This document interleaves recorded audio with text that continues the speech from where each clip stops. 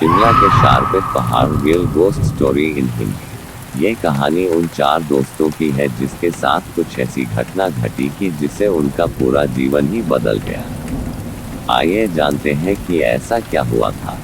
मुंबई शहर की रहने वाली प्रिया शर्मा अपने दोस्तों के साथ रवि, साहिल और विजय के साथ शिमला जाने का प्लान बनाया। वो सब शिमला जाने के लिए बस में बैठ गए। कुछ ही देर में प्रिया सो गई। अचानक प्रिया की नींद खुल गई तो उसने देखा कि बस में कोई नहीं था। बस का ड्राइवर भी नहीं था। बस अपने आप ही चल रही थी। उनके सारे दोस्तों भी बस में नहीं थे। ये सब देखकर डर के मारे प्रिया जोर जोर से चिल्लाने लगी। अचानक उसे लगा कि कोई उसके पीछे खड़ा है। जब उसने पीछे मुड़कर देखा तो वहाँ एक स्त्री बैठी हुई थी।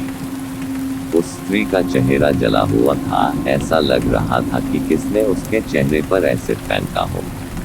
ऐसा भयंकर चेहरा देखकर प्रिया ने चिल्लाना शुरू कर दिया, बचाओ बचाओ बचाओ।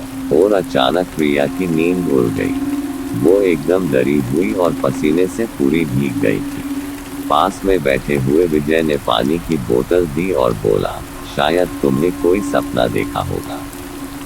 थोड़ी ही देर में सब शिमला पहुंच गए और एक होटल पर रात बिताने के लिए गए। दूसरे दिन वो सब साथ में मिलकर होटल के पास वाले पहाड़ पे घूमने जाने का नक्की किया। करीबन आधे घंटे में वो सब पहाड़ की सबसे ऊंची शिखर पर पहुंच गए। वहीं से नीचे देखने पर घने लीलेछम पेड़ पौधे काफी सुंदर दिख रहे थे। अचानक साहिल चौंक गया और बोला, नीचे देखो कोई खड़ा है, लगता है कोई स्त्री है। विजय और रवि भी देखने लगे लेकिन उन्हें कोई दिख नहीं रहा था और बोले, तू पागल हो गया है क्या? इस घने जंगल में कोई स्त्री कैसे आ सकती है? तुम्हें शायद कोई भ्रम हुआ होगा। उसके बाद वह सब खुली जगह पर चले गए।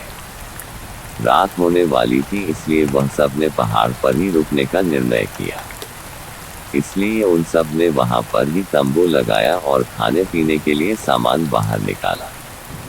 प्रिया की बैग तंबू के बाहर थी इसलिए वह लेने के लिए बाहर गई तो वहां पर उसे किसी की आवाज़ सुनाई दी।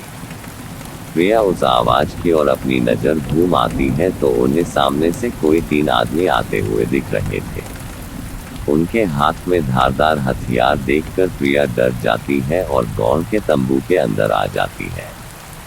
उसने अपने दोस्तों से भी यह बात की लेकिन कोई उसकी बातों पर विश्वास नहीं कर रहे थे। प्रिया चिल्लाकर बोली, आप सब पागल हो गए हो क्या? कोई भी मेरी बातों पर भरोसा नहीं कर रहा है। चलिए मेरे साथ बाहर, मैं आपको बताती हूँ। वो सभी बाहर आके शिखर की टोच से नीचे देखने लगते हैं। उतने में ही उन सभी को लगता है कि कोई 3 लोग उनकी ओर बढ़ रहे हैं। ये सब देखकर वो सभी डर जाते हैं और तुरंत ही अपना अपना सामान समेटने लगते हैं और बड़े से पत्थर के पीछे जाके छुप जाते हैं। थोड़ी ही देर में वो सब ऊपर आ जाते हैं। प्रिया देख रही है कि उनके हाथ, पैर और सिर आम आदमी जैसे बिल्कुल नहीं थे।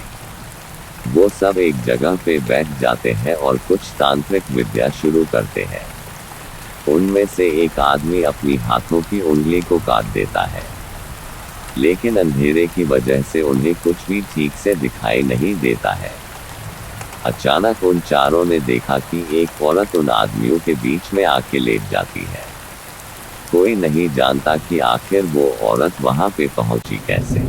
प्रिया ने कहा, मुझे कुछ समझ नहीं आ रहा है, आखिर यह सब हो क्या रहा है?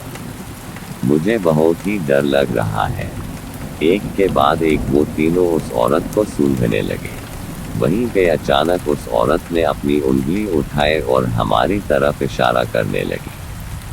हम सब डर गई। वो तीनों उस औरत को छोड़कर हमारी ओर बढ़ने लगे।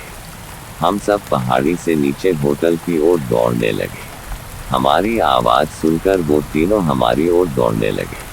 प्रिया और साहिल सबसे आगे थे और विजय और रवि उनके पीछे दौड़ रहे थे। प्रिया और साहिल होटल तक पहुंच गए लेकिन रवि और विजय का कोई पता नहीं चल रहा था। हमने होटल वालों से उनके बारे में सभी बातें की तो उन लोगों ने कहा कि उस पहाड़ पे कोई नहीं जाता है, वो पहाड़ शार्पित है, जो भी वहां जाता है वो कभी वापस नहीं आता है। आपकी किस्मत अच्छी थी कि आप अभी जिंदा हैं। लेकिन हमारे दोस्त रवि और विजय कभी भी वापस लौट के नहीं आए। हमने उन्हें ढूंढने का बहुत ही कोशिश की, पुलिस कंप्लेन भी करवाए, लेकिन कोई फर्क नहीं पड़ा। दोस्तों, अगर आपको मेरी यह कहानी शिमला के शार्पित पहाड़ real ghost story in Hindi पसंद आए हो तो शेयर जरूर करना। हमारी और भी कहानियाँ पढ़ने के लिए चैनल पर जाएं। चैनल को सब्सक्राइब करिए, बेल आइकॉन को प्रेस करिए और